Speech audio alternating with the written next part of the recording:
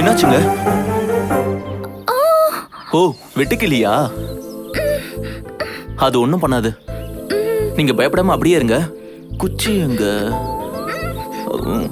அசையாதீங்க. வெட்டுக்கிளி போயிடுச்சுங்க. இப்ப நீங்க ஃப்ரீயா இருக்கலாம். நீங்க யாரு?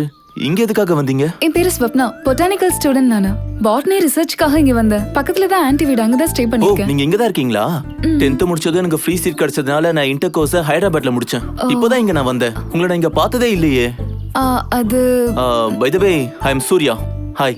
நீங்க என்ன பண்றீங்க? நான் அந்த பேய்ங்க இருக்குதா இல்லையான்றத பத்தி ரிசர்ச் பண்ணிட்டு இருக்கேன். ஓ, எனக்கு ஒரு சின்ன டவுட். கேளுங்க. நிஜமாவே பேய் எல்லாம் இருக்கா? பேய்ங்க இருக்குன்னா நானும் ஸ்டார்டிங் ஸ்டேஜ், எனக்கும் தெரியாது. சரி வேண்டாம், இந்த டாபிக் நம்ம அப்புறம் பேசலாம். எனக்கு பயமா இருக்கு. அது சரி, உங்களுக்கு தேவையான செடிங்கள்லாம் கிடைச்சதா? கொஞ்சம் வெரைட்டிஸ் தான் கிடைச்சிருக்கு. இன்னும் கொஞ்சம் கிடைச்சா நல்லா இருக்கும். நான் லைப்ரரிக்கு தான் போறேன். போற வழியில நிறைய செடிங்க இருக்கும். நான் ஈவினிங் 7 o'clock திரும்ப வரும்போது உங்க வீட்டுக்கு நான் எடுத்துட்டு வரேன். ரியலி? Thank you. அந்த செடிங்களோட சேர்த்து வெட்டுக்கிளியும் பிடிச்சிட்டு வரட்டுமா? என்ன சூர்யா, நீங்க கூட? அட போங்க. ஹாய். ஹாய்.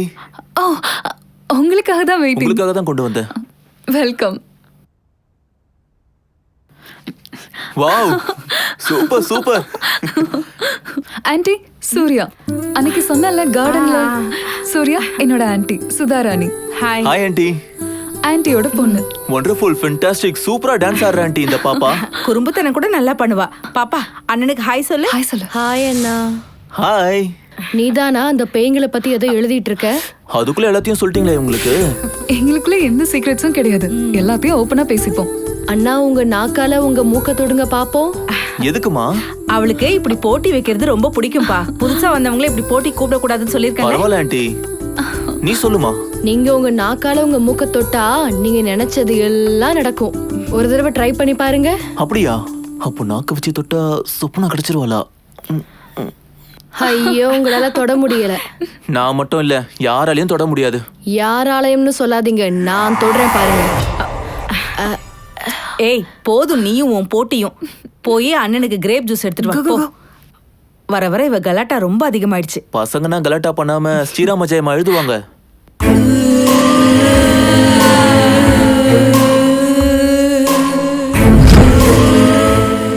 என்ன இது பிளட் மாதிரி இருக்கு?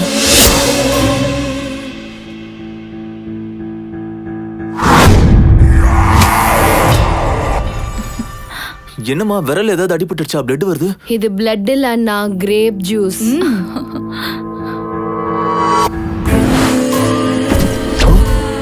பிளட் மாதிரி இருக்கு, கிரேப் ஜூஸ்ன்றாங்க. என்னாச்சுங்க? கிரேப் ஜூஸ் பத்தி பிளட் மாதிரி ஃபீல் பண்றீங்க? இது பியூர் கிரேப் ஜூஸ் தான், குடிங்க. பாப்பா, நீயே குடிச்சிருமா? நீயே குடிச்சிரு.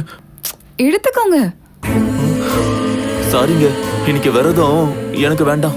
இவ்வளவு நேரம் டான்ஸ் ஆடி பாப்பா டயர்டா இருப்பா. பாப்பா, நீயே குடிச்சிரு. பரவாயில்ல, குடிமா.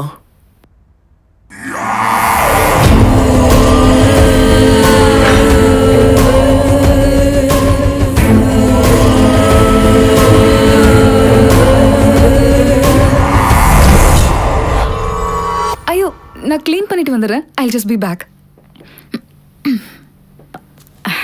தம்பி, எனக்கு கொஞ்சம் உள்ள வேலை இருக்கு. நீங்க பாப்பா கூட பேசிட்டு இருங்க. ஏய், அண்ணனுக்கு கம்பெனி கொடு. இன்னைக்கு எல்லாத்தையும் சொப்னா கிட்ட சொல்லிடணும். ஏய் சொப்னா. என்னாச்சு? நானும் பாக்குறேன், கொஞ்ச நாளா நீ ரொம்பவே டென்ஷனாவே இருக்க. என்னாச்சுன்னு சொல்லு. உன்கிட்ட ஒரு முக்கியமான விஷயம் பேசணும். அன்னைக்கு சொன்னீங்களே, தங்கச்சிக்கு கல்யாணம் ஆகணும், நல்ல வேலை பார்த்து சம்பாதிக்கணும். அதுக்குள்ள கல்யாணத்தை பத்தி எதுக்குங்க? ஐயோ, நம்மள பத்தி இல்ல, வெண்ணிலாவை பத்தி சொல்றேன். இப்பெல்லாம் நீங்க ரொம்ப அதிகமா யோசிக்கிறீங்க. எல்லா விஷயத்துக்கும் அவசரப்படுறீங்க. வெண்ணிலாக்கு என்ன வயசாகுது? போ, படிச்சிட்டு இருக்க பொண்ணுக்கு கல்யாணம் அவசரம் எதுக்குங்க? இங்க பாருங்க, நீங்க ஜோக் பண்ணாதீங்க. நான் சொல்றத கேளுங்க. நம்ம வெண்ணிலாவுக்கு வெண்ணிலாக்கு என்ன? வெண்ணிலான்னு என்ன பத்தி ஏன் பேசிக்கிட்டு இருக்கீங்க? அங்க என்ன பண்ணிட்டு இருக்க? கீழே இருங்க. எதுக்கு இப்படி தலை வாராம பேய் மாதிரி இருக்கான்னு அண்ணா சொல்லிட்டு இருந்தாரு. சூர்யா, ஏதோ சொல்லிட்டு இருந்தீங்க. என்ன வெண்ணிலா இந்த பக்கம் வந்திருக்க? மம்மியோட செல்லு ரிப்பேராம். நீங்க வெளியே போறீங்கன்னு படுத்திருக்க என்ன எழுப்பி செல்ல ரிப்பேர் பண்ண சொல்லி என்ன அனுப்புனாங்க. அது இந்த செல் ரிப்பேர் பண்ற கடை தெரியுமா? உங்களுக்கு எதுக்கு மேடம்? இந்த மாதிரி வேலை செய்ய தான் நான் இருக்கேன்ல. உங்களுக்கு என்ன தேவை வேணாலும் என்கிட்ட சொல்லுங்க, நான் செய்றேன். செல்லு கடை இங்க தான் இருக்கு. ரொம்ப தேங்க்ஸுங்க. எங்க மேல ரொம்ப அக்கறையா இருக்கீங்க. எதுக்குங்க தேங்க்ஸ் எல்லாம்? என்கிட்ட செல்ல கொடுங்க, நான் ரிப்பேர் பண்ணி வாங்கிட்டு வரேன். நீங்க போங்க. நானும் உங்க கூட வரேனா? சரி, ஃப்ரெஷ் அப் ஆயிட்டு வா பாப்பா. நீங்க போங்க, எனக்கு ஒரு சின்ன வேலை இருக்கு. யா, இட்ஸ் ஓகே. அம்மா சீக்கிரம் வா, எனக்கு ரொம்ப பசிக்குது. எல்லாம் டேபிள் மேல தானே இருக்கு, எடுத்து போட்டு சாப்பிட வேண்டியதானே. ஏன் உயிரை ஏன் வாங்குற? அடியே எல்லாத்தையும் வச்சிருக்க சரி, ஆனா சோறே இங்க வைக்கலையே. உன் ஞாபகம் மரத்துக்கு நாங்க தான் கிடைச்சோமா? ஐயோ மறந்துட்டேங்க, இதோ சாப்பாடு எடுத்துட்டு வந்துட்டேன். ஆ, நீங்களே எடுத்து போட்டு சாப்பிடுங்க, என் சின்ன பொண்ணு வந்துட்டா. அது சரி, சாப்பாடை வச்சதுக்கு அப்புறமா காலிங் பில்லு சத்தம் கேட்டுச்சு. இல்லன்னா இன்னைக்கு நம்ம அதோ கதி தான். Paper bill. ஆ சரி. டேய் தம்பி, என்ன பேப்பர் பில் இப்ப வாங்க வந்திருக்க? சாப்பிட்டுட்டு இருக்கிறது தெரியுதா இல்லையா? போயிட்டு அப்புறமா வா. சரிங்க. நல்லதா போச்சு, உன் தங்கச்சி வரல, பேப்பருக்காரன் தான் வந்தா. இப்போ வந்து சோறை பரிமாறுவல்ல. மா, சோறு சாப்பிடும் போது தான் எல்லாருமே வருவீங்களா? இந்தா. தர்ம தாய்மா நீ. என்ன சொப்னா, பயங்கரமா பசிக்குதுன்னு சொன்னா இன்னும் சாப்பிடாமலே இருக்க? ஆமா, பேப்பர்காரனுக்கு பணம் கொடுத்தா பில்லு கொடுக்காம நல்லா இருங்கன்னு சொல்லிட்டு போறான். என்னது, நல்லா இருங்கன்னு சொல்லிட்டு போனானா? ஆமாங்க. அடி பைத்தியக்காரி, பேப்பருக்காரனுக்கு கொடுக்க வேண்டிய பணத்தை நீ பிச்சைக்காரங்க அள்ளி கொடுத்துருக்க. கொஞ்சம் கூட அறிவு இருந்ததே இல்லையா உனக்கு? முதல்ல அவன் எங்க இருக்கான்னு போய் பாரு. இங்க இருக்க போறான், இந்நேரத்துக்கு அடிச்சிட்டு போயிருப்பான். அடிச்சிட்டு போயிருப்பான். 150 ரூபா. கோவிந்தா கோவிந்தா. முதல்ல வந்து அந்த குழம்பையாவது இங்க ஊத்து. அம்மா, பருப்புல உப்பு இல்ல. ஏண்டி துவையல் எப்படி பண்ணி தொலைச்சிருக்க? துவையல ஃபுல்லா என்ன பண்ணிருக்க தெரியுமா? உப்பு உப்பு உப்பு. ஐயோ, பருப்புல போட வேண்டிய உப்ப கூட துவையல்ல போட்டேன் போல இருக்குங்க. பருப்பையும் துவையலையும் கலந்து சாப்பிடுங்க. ரெண்டையும் கலந்து எப்படி சாப்பிட முடியும் பைத்தியக்காரி? நீ சொன்ன மாதிரி செஞ்சனா ரசம், மோரு, பால், சாம்பார் இந்த மாதிரி கலந்து சாப்பிட்டனா இந்த வயசுக்கு நான் வயிறு வெடிச்சு தாண்டி செத்து போவேன். பரவாயில்ல டேடி, அம்மா எதுவும் சொல்லாதீங்க. ஒரு நாளைக்கு அட்ஜஸ்ட் பண்ணிக்கோங்க. ஒரு நாள் அட்ஜஸ்ட் பண்ணிட்டு போறது பெரிய விஷயம் இல்லம்மா. கிட்டத்தட்ட 30 வருஷமா அட்ஜஸ்ட் பண்ணிட்டு தான் வாழ்ந்துகிட்டு இருக்கேன். என் சின்ன பொண்ணு வந்துட்டான்னு நினைக்கிறேன். நீங்க 2 பேரும் சாப்பிடுங்க. போ. அம்மா, அம்மாடி, என்னம்மா இவ்ளோ இளைச்சு போயிட்ட? இவ்வளவு நாளாச்சு உன்னை பார்த்து. என்னப்பா, இப்பதானே பார்த்துட்டு வந்தோம். இதாம்மா தாய் பாசங்கிறது. தாய் பாசம் நம்ம வீட்டுல இப்ப அப்படி பொங்கி வழியுது.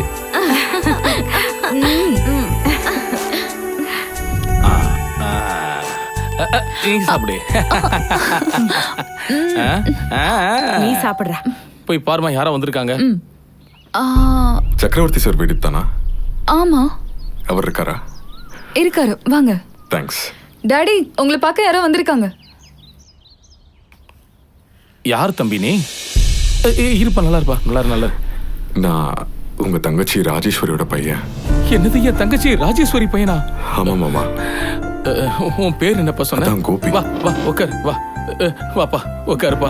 நல்லா உட்காரு. ருக்குமணி, என் தங்கச்சி ராஜேஸ்வரியுடைய பையன். வணக்கம் அத்தை. இது ரம்யா, என்னோட சின்ன பொண்ணு. Hi. அது பெரிய பொண்ணு சொப்னா. ஹலோ. உங்க மாமாமா. அப்புறம் என் தங்கச்சி ராஜேஸ்வரி என்னப்பா பண்ணிக்கிட்டு இருக்கா? அம்மா கேன்சர் வந்து இறந்துட்டாங்க மாமா. கேன்சர்ல இறந்து போயிட்டாளா? ஆமா மாமா. அவங்க உயிரோடு இருந்த வரைக்கும் ரொம்ப கஷ்டப்பட்டு அந்த வேலை இந்த வேலைன்னு செஞ்சு என்னை கஷ்டப்பட்டு படிக்க வச்சாங்க. அவங்க எப்பவுமே பிடிவாதமா என் பேச்சு கேட்காம அவங்களுக்கு என்ன தோணுதோ அதை செய்வாங்க. அவ இப்படிதான் எப்பயுமே யார் பேச்சும் கேட்கவே மாட்டா. அவருடைய பிடிவாதம் தான் என்கிட்ட இருந்து அவளை தூரமா பிரிச்சது. என்ன நடந்துச்சு? ஒரு சமயத்துல வெங்கட்ராவுன்னு ஒரு டிரைவர் நம்ம வீட்டில் வேலை பார்த்துக்கிட்டு இருந்தான். ராஜேஸ்வரியும் டிரைவரும் திடீர்னு கல்யாணம் பண்ணிக்கிட்டு வீட்டுக்கு வந்துட்டாங்க. அந்த வெங்கட்ராவு என்ன அண்ணான்னும் ராஜேஸ்வரிய தங்கச்சின்னு வாய் நிறைய கூப்பிட்டுக்கிட்டு இருந்தாம்மா. அப்படிப்பட்ட ஒருத்தன் என் தங்கச்சியை கல்யாணம் பண்ணிக்கிட்டதை என்னால ஏத்துக்கவே முடியலம்மா. உடனடியாக அவங்க 2 பேரையும் வீட்டை விட்டு போக சொல்லி நான் அனுப்பி விட்டுட்டேன். கொஞ்ச நாளுக்கு அப்புறம் நானே என் மனசை மாத்திக்கிட்டு கோபதாபம்லாம் ரொம்ப நாளைக்கு நிக்காதுன்னு ராஜேஸ்வரி வீடு எங்க இருக்குன்னு தேடி கண்டுபிடிச்சு நானே அவங்க வீட்டுக்கு போனேன். அங்க போனதுக்கு அப்புறம் தான் இவங்க அப்பா ஒரு ஆக்சிடென்ட்ல இறந்து போனது எனக்கு தெரியும். சரி, நடந்ததாவே இருக்கட்டும், எல்லாத்தையும் மறந்துட்டு நம்ம வீட்டுக்கு வாமான்னு ராஜேஸ்வரி கூப்பிட்டேன். ஆனா ராஜேஸ்வரி எப்பயுமே என் பேச்ச கேட்கவே மாட்டாளே. அவன் புருஷன் இறந்து போனதுக்கு நான் தான் காரணம்னு எனக்கு சாபம் விட்டா. அப்படியே நான் மனசு உடைஞ்சு போயிட்டேம்மா. என் வீட்டுக்கு திரும்பிட்டேன். அப்பையிலேருந்து ராஜேஸ்வரி எங்க இருக்க என்ன பண்றான்னு எதுவும் தெரியாது. உங்க கூட அவ்வளவு கடினமா இருந்ததுக்கு அம்மா ரொம்ப வருஷமா ரொம்ப கஷ்டப்பட்டாங்க மாமா. அவங்க சாகிறதுக்கு முன்னாடி ஒரு தடவையாவது உங்களை பார்க்கணும்னு ரொம்ப ஆசைப்பட்டாங்க மாமா. கடைசி வரைக்கும் அது நிறைவேறாமலே போயிடுச்சு. அவங்க இறந்தும் போயிட்டாங்க. அதுக்கு பிராயச்சித்தமா தான் நான் உயிரோட இருக்கிற வரைக்கும் உங்களுக்கு சேவை செய்ய சொல்லி அனுப்புனாங்க. அம்மாவுக்கு கொடுத்த வாக்குக்காக நான் இங்க வந்திருக்கேன் மாமா.